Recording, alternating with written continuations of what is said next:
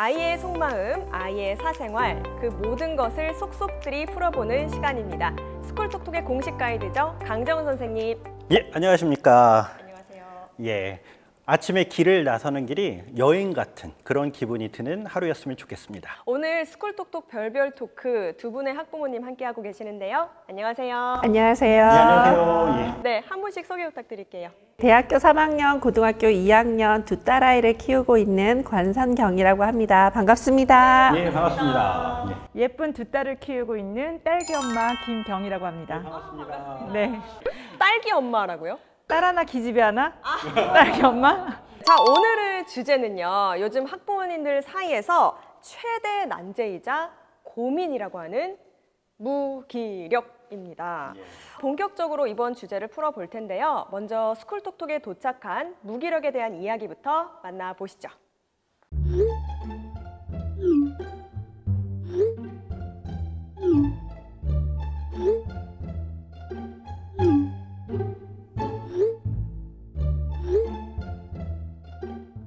네, 여러 이야기들을 들어봤는데요. 학부모님들 사이에서도 좀 이런 이야기를 들어보셨을 것 같아요. 어떠세요? 저는 아는 분, 자제분이 초등학교 때부터 무기력 증세를 알아서 학교를 그만두겠다고 해서. 초등학생이요? 네, 초등학생인데 그 의무교육이라서 학교를 안 가면 안 되잖아요. 예. 그래서 엄마가 맨날 학교 가서 선생님이랑 상담하고 뭐 이렇게 경찰서도 가야 되고 뭐 이런 일련의 과정들이 있었다고 하더라고요. 경찰서는 왜 가요? 애 학대가 아니라는 걸 입증해야 되니까 가정에서 그러니까 그런 경우도 있었고, 조금 큰 학생은 이제 대학 진로를 못 정해서 그래서 이제 학교를 자꾸 빠지게 되고 뭐 이런 무기력 증세를 좀 했다고 하더라고요. 선생님 현장에서 보기엔 어떠세요? 학교에서? 학교에서 보면은요. 벌써 이렇게 한숨이 나오기 시작하는데. 시작했습니다. 실제로 제가 이제 모 방송사에서 그 전문가 코치를 하면서 학교들을 많이 방문을 해봤어요. 근데 그 어떤 학교에서 이제 수업을 듣는 모습을 이렇게 봤는데, 교실의 대다수 학생들이 수업과 상관없이 그냥 자거나 멍하니 있거나, 그리고 상당수는 또 교과서도 없이 오는 그런 학생들이 너무 많았습니다.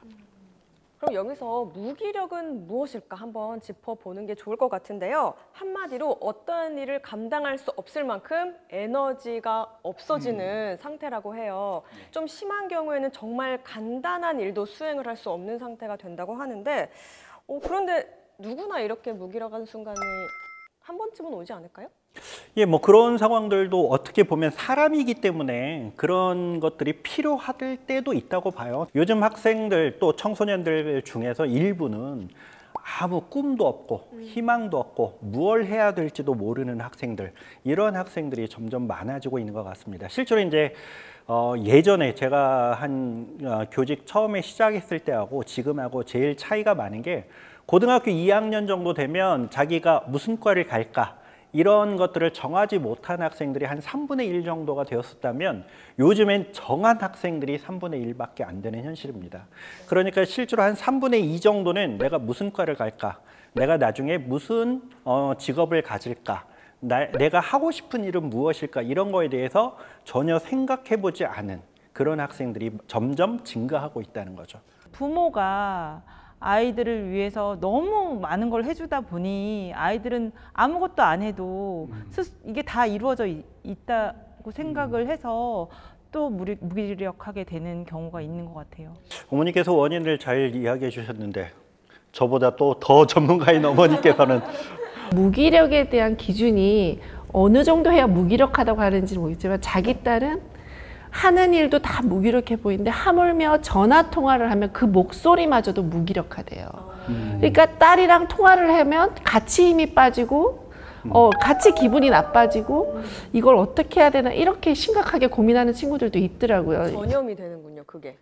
그런 것 같아요. 딸이 이제 그렇게 무기력하게 통화를 받으니까 엄마가 기분 좋게 해주고 싶어서 아무리 노력을 해도 그냥 마음대로 해, 싫어, 아니야, 뭐 괜찮아, 엄마 마음대로 해, 이런 식으로 대답을 하니까 자기 자신도 같이 다운되면서 무기력해지는 거예요. 예. 예전에는 그 친구들끼리도 좀 인생에 대해서 진지한 이야기도 좀 많이 했었거든요. 그래서 너는 뭐가 되고 싶어? 뭐 무슨 과 갈 거야? 이런 이야기를 많이 했었는데 요즘 아이들은 이렇게 뭐 모바일 같은 거 이런 것들로 점점 감각적이고 간단한 어떤 문자로 위주로 또 이야기를 많이 하다 보니까 그런 이야기들을 거의 나누지 않는다고 합니다. 문제는 이제 부모님들도 같이 그런 이야기들을 하면서 진지하게 대화를 나눠야 되는데 좋은 부모의 어떤 역할, 좀 재미있고 좀 긍정적인 모습만 이렇게 이야기하다 보니까 정말로 진지한 이야기, 이런 이야기들은 점점 기피하는 주제가 되어버린 것 같아요. 그래서 그런 것도 원인 중에 하나가 아닌가 그런 생각이 듭니다. 근데 학교에서 이렇게 무기력한 아이들의 특징이 뭐예요? 어떤 모습을 보여요? 이제 무기력한 아이들도 유형이 좀 있습니다. 첫 번째로는 집중형. 그러니까 뭐 예를 들어서 스마트폰이나 스마트패드 이런 거에 집중하다 보니까 아무것도 하기 싫은 아이들. 그래서 실제로 제가 아는 어떤 학생들, 제가 상담을 받은 적이 있는데 저는 쇼츠의 노예 같아요. 이런 이야기를 하는 거예요. 그래서 자기는 아침에 일어나서 잘 때까지 쇼츠만 본대요. 그러다 보니까 다른 거는 아무것도 하기 싫다는 거죠. 또 하나는 자포자기형. 이런 학생은 나는 뭘 해도 안 돼. 이런 스타일이죠. 그래서 어렸을 때부터 어떤 실패한 이제 경험이 많은 학생들, 이런 것. 특히 부모님들이 이제 권위주의적일 때 이런 학생들이 좀 많이 드러납니다. 그래서 뭘 해도 안 되고 뭘 해도 나는 자신이 없어. 그러다 보니까 이제 어느 순간부터는 아무것도 하기 싫어지는 거죠. 이제 세 번째로는 이제 자유방임형. 그냥 노는 게 좋은 아이들. 뭐 이런 아이들도 있는 것 같습니다. 그래서 그런 유형, 세 가지 유형에 따라서 다르게 좀 적응하는 게 필요하지 않나 그렇게 생각합니다. 그럼 아까 노는 아이들은 노는 거는 무기력한 게 아니잖아요. 그렇죠. 그러니까 이제 그나마 그런 학생들은 무기력 유형 중에서 가장 나은 형태라고 볼 수 있는 것 같아요. 사실은 이제 그 아이들이 무엇을 하고 노는지 잘 봐서 그런 것들을 어떤 재능으로 좀 키워주고 부추겨주면 사실은 이제 그런 일을 할 수도 있는 거죠. 근데 그 노는 것도 함께 놀아야 되는데 아이들이 요즘엔 혼자 놀잖아요. 그러니까 함께 해야 이 무기력이라는 단어를 배제할 수 있는 것 같아요. 사실 아이들이 무기력하다 이런 얘기를 들으면 어른들은 아니 왜? 난 그 나이 때 날아다녔어. 뭐 그럴 것 같아요. 요즘 애들이 도대체 왜 이러는 걸까? 선생님한테 질문을 드린다면 뭐라고 답변을 주실 수 있으세요? 저는 이제 여러 가지 원인 중에서 제가 아까 유형을 세 가지 이야기했잖아요. 근데 그 중에서 지금 현재는 가장 큰 비율이 몰입형인 것 같습니다. 그러니까 이제 스마트폰이나 어떤 특정 미디어에 몰입하다 보니까 너무 재밌잖아요. 그러니까 24시간 봐도 질리지가 않는 거예요. 그러다 보니까 자기 인생에 대해서 또 자기 주변의 친구에 대해서 돌아볼 필요가 없는 거죠. 지금 이 네모난 공간 안에 이것만으로도 충분하기 때문에 그래서 요즘은 이런 아이들이 점점 늘고 있는 것이 현실이 아닌가 생각합니다. 그런데 더 심각한 거는 무기력으로 인해서 자퇴까지 생각하는 학생들도 있다고 해요. 무기력하다 보면 학교에서는 아무래도 갈등을 겪을 수밖에 없는 거죠. 선생님과요? 예. 그러니까 뭐냐면 첫 번째로 수업 시간에 자고 있으면 깨우고 그러다 보면 갈등이 세울 거고 또 공부도 안 하고 그러다 보면 정상적으로 아이들하고 참여를 하지 못하다 보니까 학급 회의 시간에도 아이들과 소통이 없다 보니까 또 갈등이 일어나기도 하고요. 학 다니나 안 다니나 별 의미가 없는 거죠. 오히려 더 부정적인 생각만 야기되고 그러다 보니까 이제 자퇴로 이어지는 사례가 있습니다. 좀 심하면 병원도 간다고 하는데요. 그렇죠. 이제 무기력이 장기적으로 이어지게 되면 뇌에서 영향을 준다고 합니다. 그러니까 친구들과의 어떤 관계 속에서 얻게 되는 능력, 학습을 통해서 얻게 되는 능력, 보고, 듣고, 체험하고 그런 것들을 통해서 얻는 능력이 이제 제대로 이루어지지 않다 보니까 이제 어떤 뇌 발달 단계에서 문제가 생기는 거죠. 그럼 이렇게 자퇴까지 이어져야 할 수밖에 없는 그런 무기력한 아이들을 상담이나 뭐 선생님과 학부모님의 노력을 통해서 좀 돌릴 수 있는 방법은 없을까요? 중요한 거는 이 학생이 현실 세계에서 즐겁게 할 수 있는 뭔가가 필요하다는 거죠. 그러니까 현실이 즐겁지 않으니까 자꾸 온라인 속으로 들어가는 거거든요. 저희가 그 몰입형 학생들의 상담을 하다 보면 가장 대부분의 유형이 다 뭐가 있냐면 가정의 어떤 불화라든지 부모님의 어떤 권위주의적인 모습이라든지 그런 것 때문에 상처를 받는 아이들이 매우 많습니다. 이런 아이들이 그런 공간 안으로 들어가게 되고요. 그래서 이런 아이들이 오프라인상에서 실생활 안에서 뭔가 즐거움, 재미를 느낄 수 있게 해주는 것들이 매우 중요합니다. 그래서 어렸을 때 저는 아이들에게 이제 스마트폰 주고 이렇게 키우려고 하기보다 같이 보드게임 같은 거, 눈과 눈이 마주 보면서 서로 이렇게 재미를 느낄 수 있는 그런 것들이라도 좀 해보는 게 어떨까. 선생님이 현실의 즐거움이 중요하다고 하셨는데 이제 거기에 하나 더 첨가하자면 저는 아이들이 무기력하지 않으려면 내가 뭔가를 해야 한다는 동기부여가 있어야 된다고 생각해요. 근데 우리가 잘할 때보다는 지금의 아이들은 굉장히 풍족하게 윤택하게 잘하잖아요. 저부터도 우리 아이가 나가서 기죽을까 봐 엄마 아이패드 뭐 이런 탭 사줘 그러면 사주게 되고, 근데 아이들이 스스로 뭔가를 쟁취할 수 있게끔 이 부모가 이끌어줘야 되는 그런 문화가 제일 필요한 것 같아요. 네. 움직이고 생각하고 목표가 생기면 이 무기력함이 많이 좋아지지 않을까 저는 그렇게 생각하거든요. 이제 여기에 덧붙여서 이제 중요한 것 중에 하나가 어렸을 때부터 성공의 경험, 이제 그런 경험을 할 수 있는 어떤 일들을 같이 해보는 것, 이런 것들이 매우 중요한 것 같아요. 나는 뭘 해도 안 돼, 이런 아이들 많이 있잖아요. 근데 그런 아이들이 어렸을 때 이제 자존감이 무너지기 때문에 이렇게 무기력형으로 하거든요. 그래서 어렸을 때 쉽게 과제를 주고 했을 때 보상해주고 칭찬해주고 격려해주는 거. 실패를 하더라도 거기에 대해서 격려해주면서 다음엔 더 잘할 수 있어.